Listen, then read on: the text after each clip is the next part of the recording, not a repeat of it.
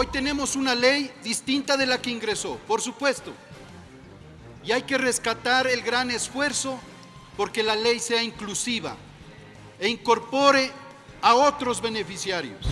Un juicio político no tan voluminoso, porque de hecho se han entregado alrededor de 10 elementos probatorios.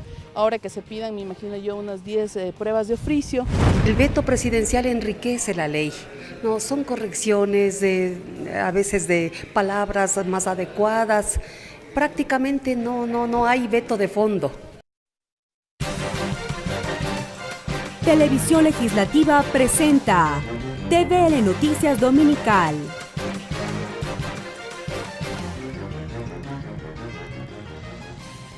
Saludos y bienvenidos a TVL Noticias Dominical en este domingo 24 de junio de 2018.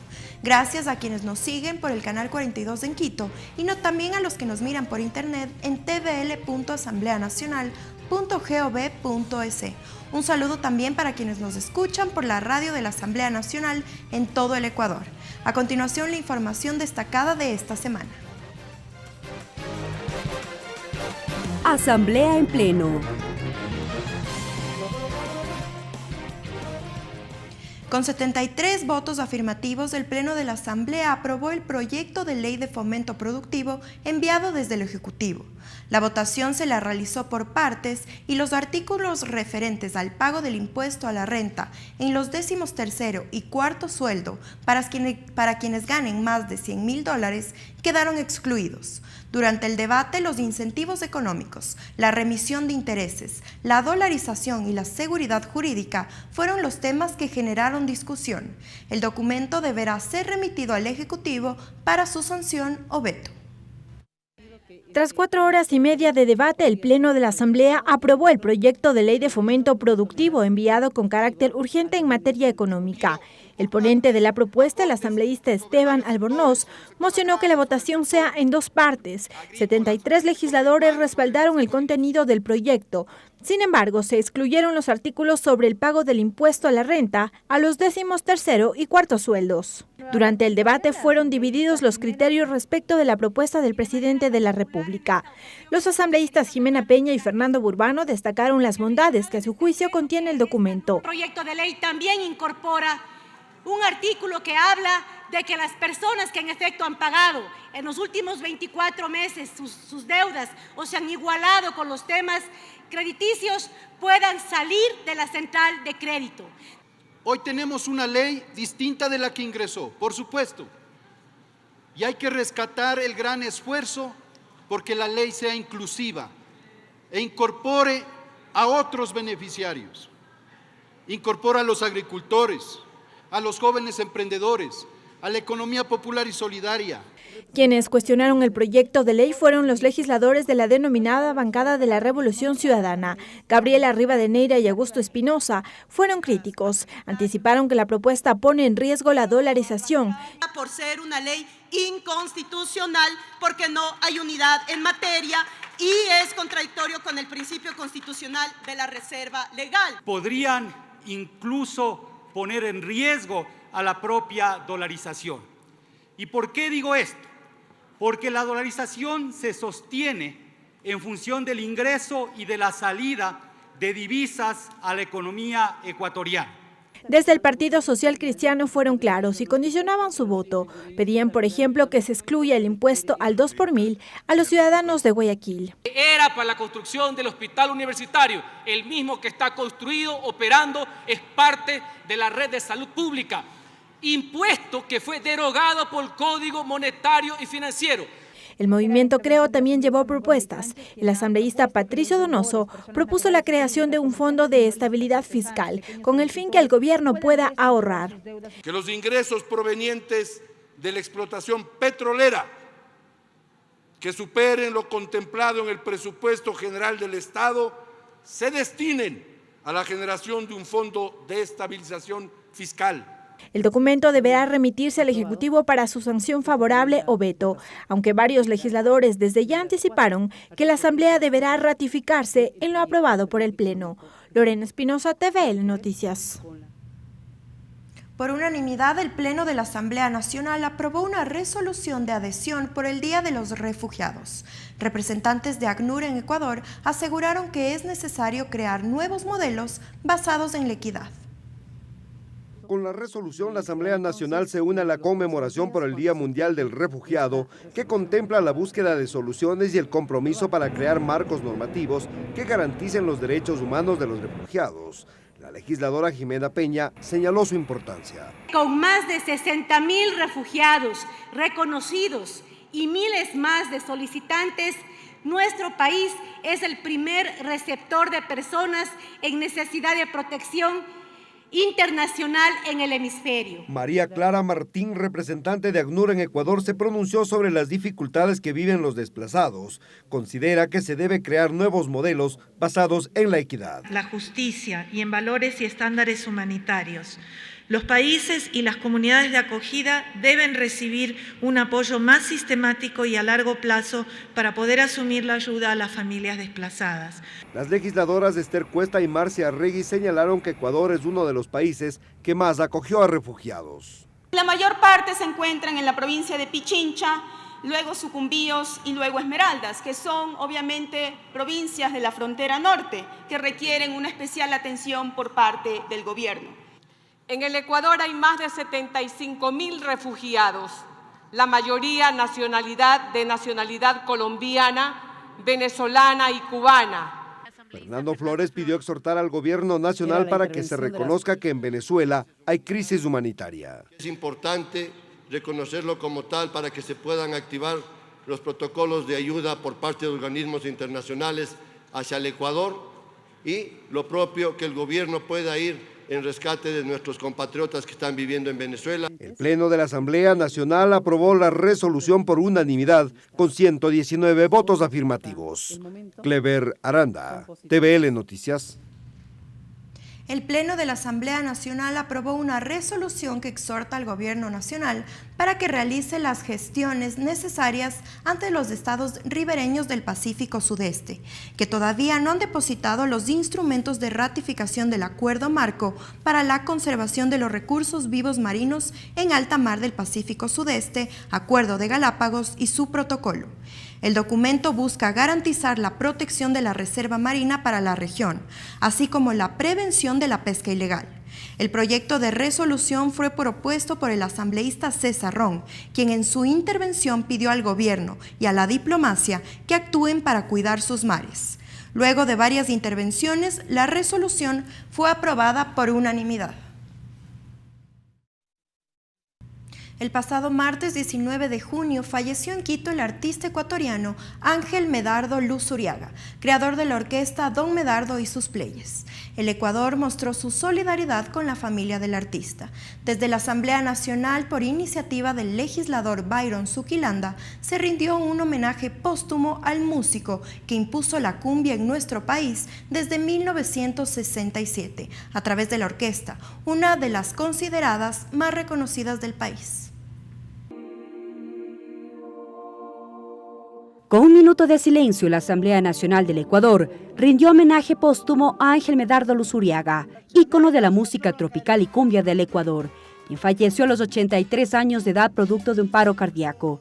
Este personaje hace 50 años creó la orquesta Don Medardo y sus Players, marcando un hito insuperable dentro de la historia de las orquestas nacionales, con 105 trabajos discográficos, un verdadero récord de grabaciones en Ecuador y Latinoamérica. Su fallecimiento es una pérdida invalorable para la cultura de nuestro país. Es deber de la Asamblea Nacional hacerle un homenaje. El éxito de las grabaciones ha sido la constante de la orquesta. Temas ecuatorianos como El Aguacerito, Me voy pa' mi pueblo, Cumbia Chonera, Mamporera Ecuatoriana, Mosaico Manavita, entre otros, han constituido récord en ventas. Solamente con el éxito alcanzado con el tema El Aguacerito, grabado en 1973, la orquesta se hizo acreedora al disco de oro por la compañía discográfica Remo Records de la ciudad de Nueva York y disco de platino por la empresa fonográfica Fadisa del Ecuador, al haber obtenido récord de ventas en el mercado nacional. Escuchemos parte de sus éxitos. Yo la quiero bailar, con mi negra sabrosa, yo la quiero gozar. Quise rezarle a Dios a la iglesia me fui y en el altar mayor a 2 novios yo vi. La misa... Todo este bagaje musical le llevó al legislador Byron Zuquilanda a presentar una resolución que contó con el apoyo de 113 asambleístas para rendir homenaje a Ángel Medardo Luzuriaga, creador de una de las orquestas más reconocidas del país. Como parte del reconocimiento se entregará un acuerdo legislativo a la familia de Don Medardo, artista que hizo un tema para casi todas las provincias del país. Temas como Adonai, A mi lindo Ecuador y La Chapiadita son clásicos bailables que popularizó a la orquesta. Mariela Logroño, TVL Noticias. Sumario legislativo.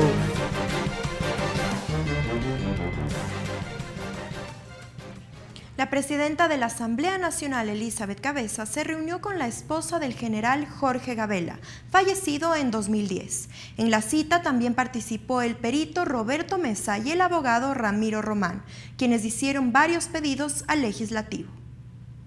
La mañana de este miércoles, la presidenta de la Asamblea Nacional, Elizabeth Cabezas, recibió en el Salón de Sesiones del Consejo de Administración Legislativa a Patricia Ochoa, esposa del general de la Fuerza Aérea Jorge Gabela, fallecido en el 2010, al abogado Ramiro Román, al perito encargado de elaborar los informes sobre las causas que provocaron la muerte de Gabela, Roberto Mesa, y a Jessica Jaramillo, administradora del contrato a Mesa. Esperamos y aspiramos que este caso se pueda solucionar a la brevedad posible y en el ámbito de lo que la Asamblea compete, obviamente también dar la colaboración con la información o aquellos planteamientos que sean necesarios hacer. Tras la reunión, Patricia Ochoa confirmó las aseveraciones realizadas por el actual alcalde de Esmeraldas, Lenín Lara, y quien en el 2013 se desempeñó como ministro de Justicia. La administradora del contrato y el señor perito no mienten. Sí, se recibió el tercer producto y existe el tercer producto, por lo tanto, lo del general Gabela es un crimen de Estado. Ramiro Román, por su parte, dijo que la familia hizo varios pedidos al legislativo, entre ellos que se desclasifique la información relacionada con las investigaciones que llevó adelante la Comisión de Fiscalización en el 2010. La desclasificación es de todo, no solamente de ciertas partes. Cuando estuvo vivo el general Jorge Gabela, compareció a la Asamblea. El presidente de la Asamblea fue el señor Fernando Cordero, cuando fue amenazado el general Gabela. El perito Roberto Mesa y Jessica Jaramillo prefirieron no pronunciarse, entre tanto que asambleístas, exintegrantes de Alianza País, esperan que este tema se ventile en el sistema judicial. Esperamos que se cumpla ese pedido o esa afirmación de parte de la Presidencia de la República con respecto a la desclasificación de la información. Según los familiares de Gabela, al menos 5 exlegisladores serían llamados a declarar. Ricardo Bravo, TVL Noticias. La Comisión de Fiscalización abocó el conocimiento del trámite de pedido de juicio político en contra del superintendente de bancos, Cristian Cruz, bajo la causal de incumplimiento de funciones. La mesa legislativa tiene 15 días para el trámite de este proceso. Desde el próximo martes iniciará la etapa de sustanciación del trámite del juicio político en contra del superintendente de bancos Cristian Cruz. Como primer punto consta la presentación de las pruebas de cargo por parte del interpelante del juicio, Raúl Tello. Entre los documentos que sustentan este pedido consta un informe de Contraloría del 2015 sobre un examen especial a la deuda del gobierno con el IES. No pago de la deuda del Estado con el IES, que tiene que ver fundamentalmente con los servicios de salud, fue determinada por la Contraloría General del Estado en el 2015 como una recomendación que debería de haber sido cumplida. Para este martes, como segundo punto, además consta la comparecencia como prueba testimonial de cargo a Pablo Celi, Contralor General del Estado subrogante, Richard Martínez, Ministro de Economía y Finanzas, Eliseo García, representante del Fondo de Cesantía Privado del Personal de la Función Judicial del Ecuador, Jorge Escala, representante de la Coordinadora en Defensa de la Seguridad Social del Guayas, Felipe Zúñiga, vocal del Consejo Directivo del IES, Marlon Tenecela, representante del Fondo de Cesantía del Magisterio Ecuatoriano. La titular de la Comisión de Fiscalización, María José Carrión, precisó los plazos que tiene la mesa para el trámite del juicio político. Un juicio político no tan voluminoso, porque de hecho se han entregado alrededor de 10 elementos probatorios. Ahora que se pidan, me imagino yo, unas 10 pruebas de oficio. No obstante, el legislador Raúl Tello dijo que se mantendrá expectante, pues el Consejo de Participación Ciudadana Transitorio también mantiene en la mira al superintendente de bancos. Cuando el Consejo de Participación Ciudadana inicia la evaluación a determinado funcionario, ahí recién la Asamblea despierta. El sustento de este pedido de juicio político se refiere a la falta de control de la Superintendencia de Bancos en lo relacionado a la gestión financiera del Instituto Ecuatoriano de Seguridad Social durante la presidencia de Richard Espinosa. Mariela Logroño, TVL Noticias. La asambleísta Mae Montaño presentó un pedido de juicio político en contra del ex procurador del Estado, Diego García. Según la legisladora, García incumplió en sus funciones al dejar al Estado en la indefensión en el caso de Brecht.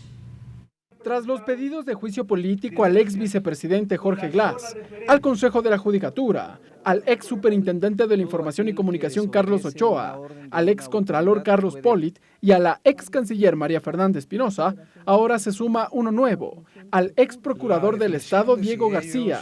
El pedido lo hace la asambleísta ahora independiente Mae Montaño. Lo ofrecí y hoy lo estamos cumpliendo. Montaño explicó que entre las causales para el juicio político están el pronunciamiento de García respecto de la prórroga en funciones a 2 vocales del Consejo Nacional Electoral. El único organismo que tiene competencia para interpretar la Constitución y absolver consultas sobre la misma es la Corte Constitucional. Y uno se pregunta por qué razón el procurador se arrogó funciones si sabía muy bien que no podía hacerlo. Las otras 2 motivaciones son la delegación de la defensa del Estado ecuatoriano en el caso Odebrecht y en donde el ex vicepresidente Jorge Glass fue procesado, así como el retorno de la empresa brasileña a Ecuador. Pero cuando se analizan los resultados de los múltiples juicios patrocinados por el procurador, el ex procurador ahora, Diego García, encontramos que por lo menos el 65% de estos juicios no tuvieron el mejor resultado para el Estado. La solicitud de juicio político cuenta con el respaldo de 37 firmas y más de 1.300 hojas. Será el Consejo de Administración Legislativa el organismo encargado de admitir o no a trámite la iniciativa.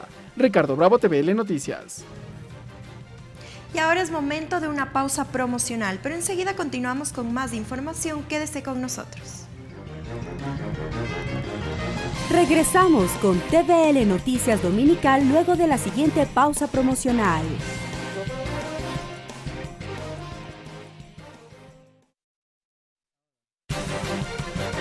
Sumario Legislativo.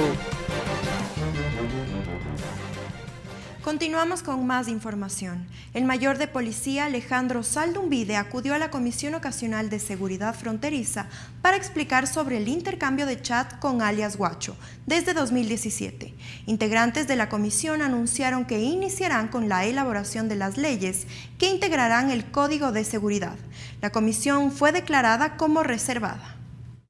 El director de inteligencia, Jorge Costa, realizó aportes a la ley de inteligencia. Mostrar toda la documentación que sea legalmente tramitada, con el fin de que si existe alguna investigación, esta información, luego de la trazabilidad establecida, se llegue a todas las responsabilidades en caso que no esté dentro del marco legal. Daniel Pontón, experto en seguridad del Instituto de Altos Estudios Nacionales, sostiene que la seguridad tiene que ser entendida de manera holística. Realizar un poco la evaluación de cómo ha sido la historia de la legislación en materia de seguridad y cuáles son los vacíos que la actual Ley de Seguridad Pública del Estado presenta. Fernando Burbano manifestó que estas serán las últimas comparecencias y que desde la próxima sesión se empezará a trabajar en el código. Tenemos las líneas fuerzas, ¿no? Sería un código de 4 libros fundamentalmente, un libro de seguridad integral, un libro de defensa, un libro de seguridad pública y uno de inteligencia. Creo que estaría en debate la incorporación de un libro de riesgos, pero ese pudiera ser el contenido y la estructura de este código.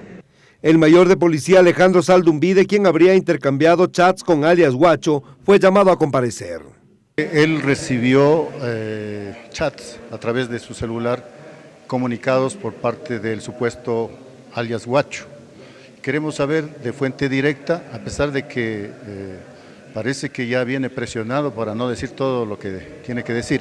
A la comisión también compareció el expresidente de la Asamblea Nacional, José Serrano, para efectuar preguntas al mayor Saldumbide.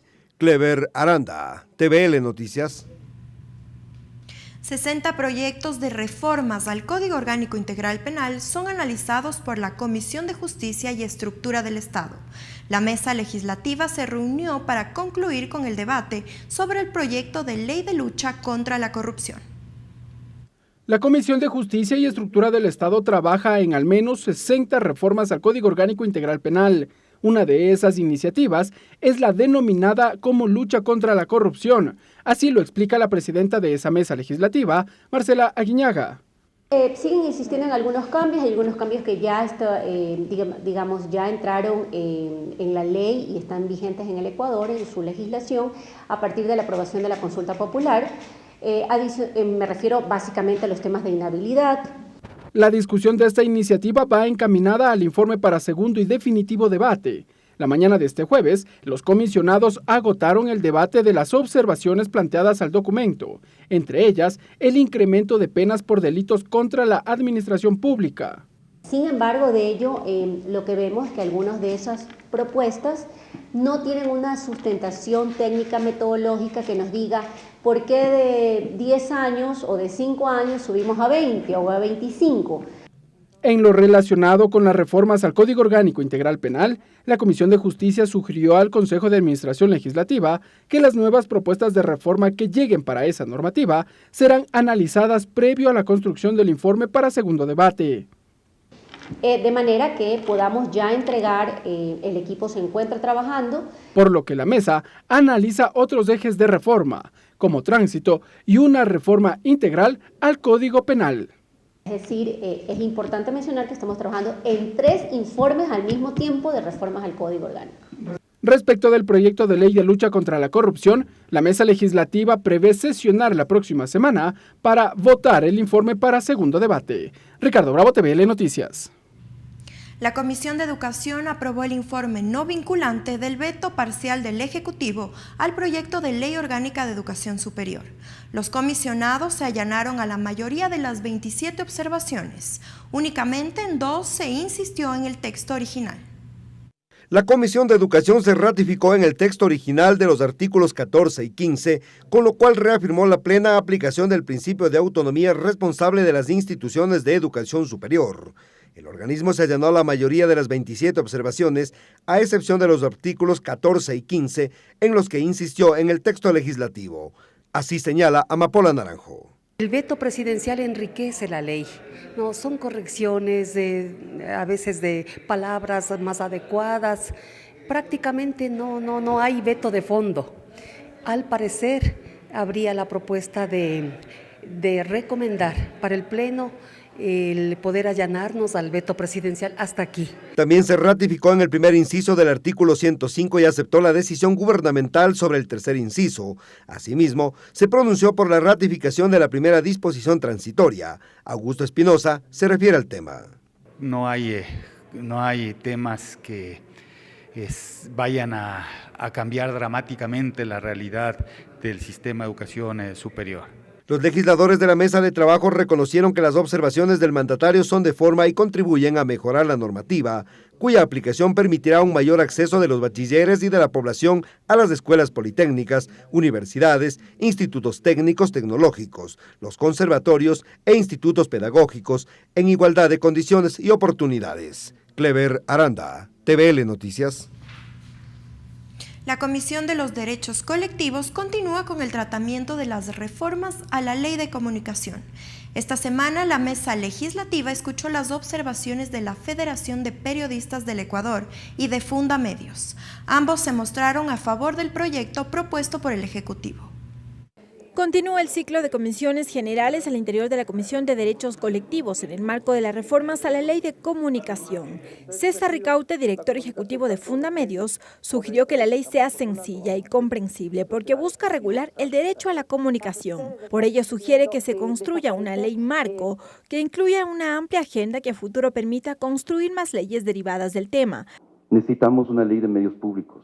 La ley de acceso a la información tendría que ser reformada. Deberíamos plantearnos probablemente una ley específica de radio y televisión. Sobre la autorregulación de los medios, precisó que debería crearse un Consejo Nacional de Prensa, alejado del gobierno y conformado por comunicadores destacados. Porque además los miembros no es que son dependientes tampoco de los medios de comunicación, no es que son los directores de los medios de comunicación, ni empleados de los medios de comunicación, sino que son destacados académicos. La mesa legislativa también recibió a Susana Piedra, presidenta de la Federación de Periodistas Ecuatorianos, quien sugirió a la mesa, entre otras cosas, que el proyecto de ley respete el cumplimiento de los estándares internacionales, tratados y sentencias de organismos de los cuales Ecuador es suscriptor. A esto nos referimos que cualquier cosa que vaya en la ley de comunicación debe ir paralela a las normas internacionales. De esa manera se tendría una legitimidad para poderse regular o para poderse tomar alguna medida en lo que es comunicación. La mesa legislativa continuará recibiendo observaciones en Comisión General hasta el mes de julio. Lorena Espinosa, TVL Noticias. Regresamos con TVL Noticias Dominical luego de la siguiente pausa promocional.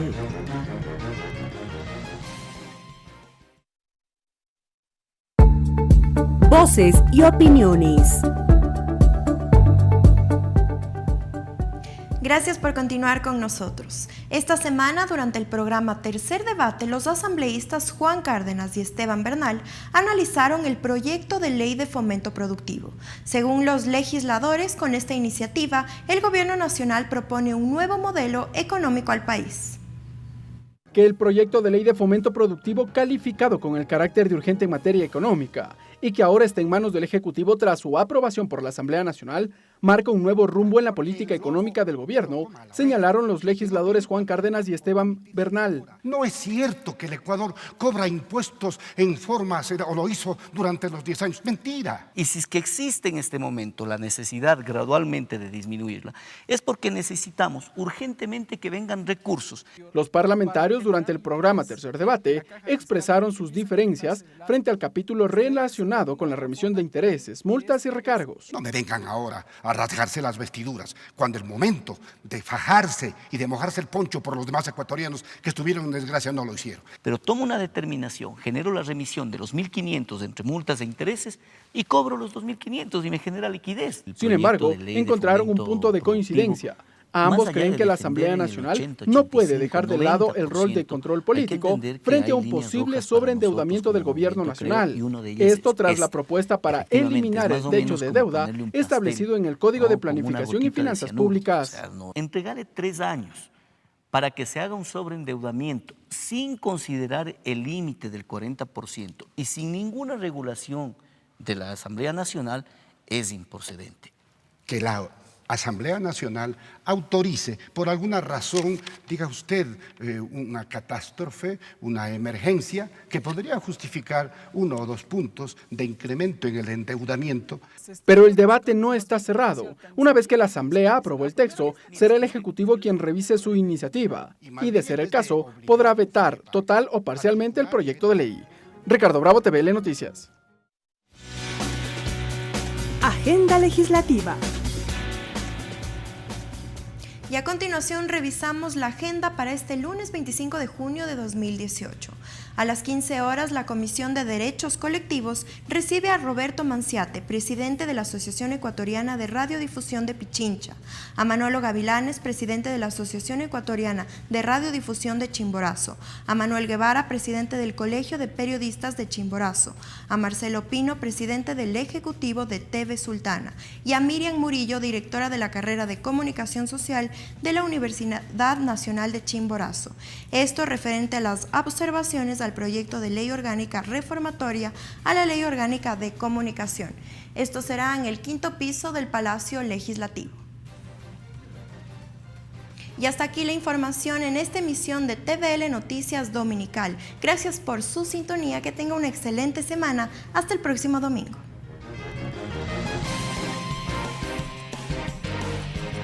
Televisión Legislativa presentó TVL Noticias Dominical.